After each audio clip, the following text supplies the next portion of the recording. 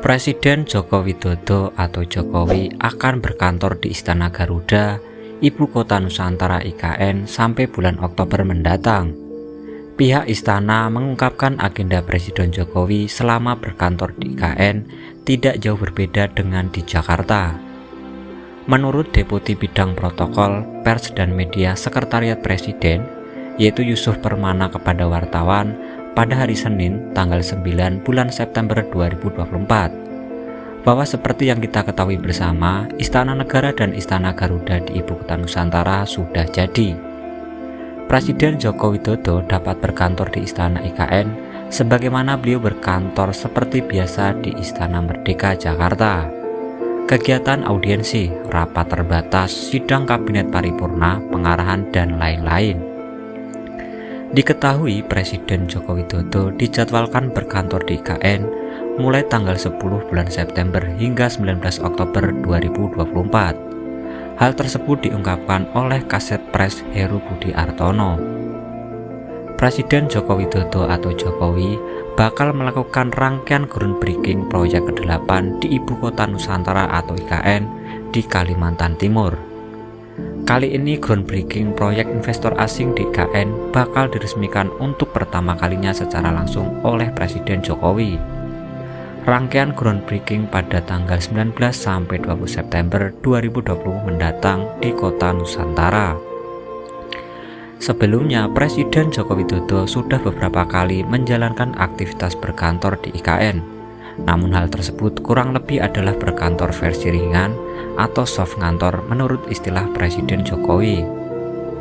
Saat itu, Presiden Jokowi mengadakan rapat dengan otorita IKN, gubernur, bupati di sekitar IKN, dan mengajak para influencer melihat perkembangan pembangunan di IKN.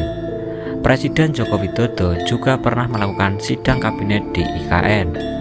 Terkait berkantor di IKN, Presiden Joko Widodo juga mengungkapkan bahwa tidak sepenuhnya akan berkantor di Ibu Kota Nusantara selama 40 hari.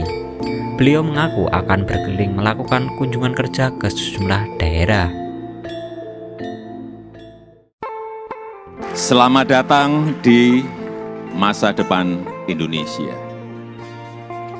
Sudah berkali-kali saya sampaikan bahwa kepindahan Ibu Kota Negara ke Nusantara adalah bukan sekedar memindah gedung kementerian. Bukan itu. Bukan juga hanya pindah istana presiden. Bukan itu. Bukan juga memindahkan gedung wakil presiden ke Nusantara. Juga bukan itu. Bukan itu, bukan fisiknya yang ingin kita pindahkan.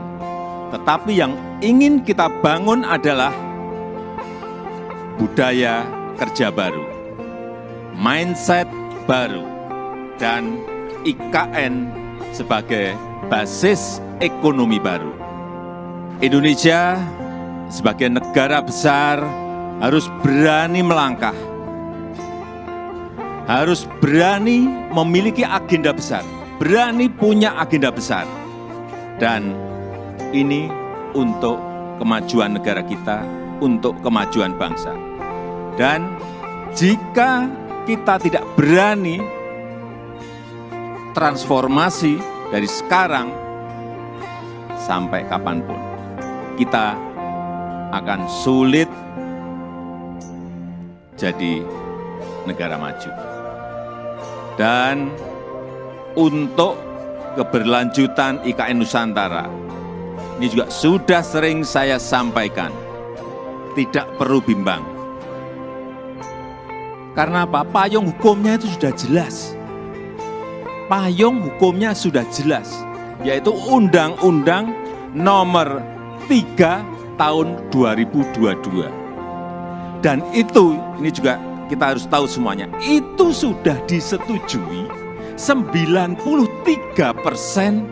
dari fraksi-fraksi yang ada di DPR.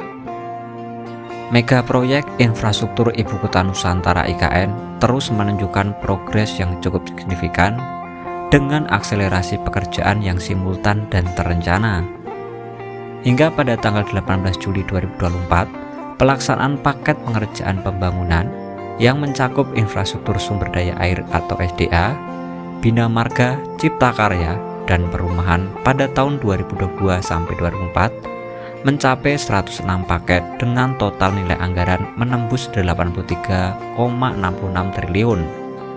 Ketua Bidang Perencanaan Penataan Kawasan Satgas Perencanaan Pembangunan Infrastruktur IKN yaitu Dwityo Akoro Suranto menyampaikan sesuai dengan target lini masa pembangunan infrastruktur IKN kurun waktu 2022 sampai 2024, Kementerian Pekerjaan Umum dan Perumahan Rakyat PUPR memprioritaskan pembangunan infrastruktur dasar.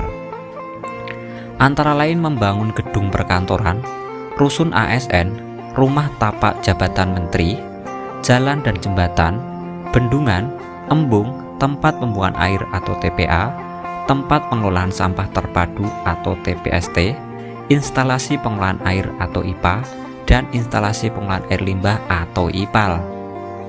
Penyediaan infrastruktur ini untuk memastikan terwujudnya ekosistem bekerja, bermukim, serta beraktivitas dalam lingkup ekonomi dan sosial di IKN. Infrastruktur dasar tersebut juga diharapkan untuk memberikan layanan terhadap kawasan inti pusat pemerintah atau KIPP yang menjadi cikal bakal dalam mendorong transformasi ekonomi bagi seluruh wilayah di IKN. Selain itu, mendukung pencapaian target IKN pada tahun 2045 antara lain terkait pengembangan angkutan massal berbasis jalan, pemantapan infrastruktur dan utilitas terintegrasi, serta pencapaian net zero emission 100% terbarukan. Proyek Ibu Kota Nusantara IKN, pemindahan ibu kota dari Jakarta ke Kabupaten Kutai Kertanegara dan Kabupaten Penajam Pasar Utara, Kalimantan Timur, merupakan mega proyek. Hal tersebut diperkirakan akan sepenuhnya tercapai pada tahun 2045 sebagai proyek andalan Presiden Joko Widodo atau Jokowi untuk menciptakan pemerataan ekonomi serta mengurangi populasi dan kemacetan lalu lintas. Presiden Joko Widodo optimis dengan obsesinya terhadap mega proyek IKN ini. Yakin proyek IKN akan membuka peluang bisnis dan investasi di Indonesia.